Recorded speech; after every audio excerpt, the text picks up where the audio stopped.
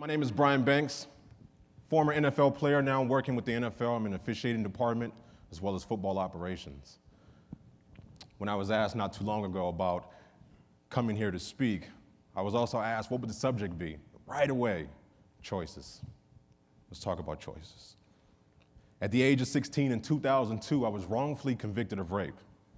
Before then, I was a 16-year-old football player on my way to USC on a full scholarship. Everything was planned out for me. Everything was in its right path. The unexpected is what happened next. When I was 16, I sat in a cell, afraid, not knowing what was going to happen in my life. The day into my 18th birthday, I was transferred from juvenile hall to Chino State Prison. And at the age of 22, I paroled, not only back to society, but I was required to wear a GPS tracking device on my ankle for the duration of parole, which was 5 years. I couldn't live within 2,000 feet of any school or park. I had to register as a sex offender. I had a curfew. I had all these unimaginable circumstances. This was my life for a period of 10 years for a crime I did not commit.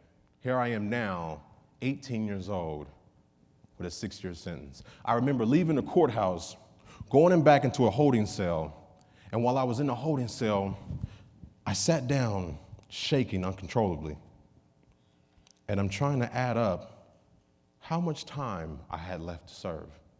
I had already spent the year fighting a case behind bars. And here I am, traumatized. Okay, that's 1 year.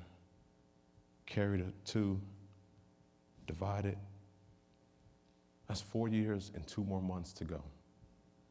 For the first year and a half, I spent that time angry, mad at the world. I wanted people who I felt were responsible to be held accountable for the things that had happened to me.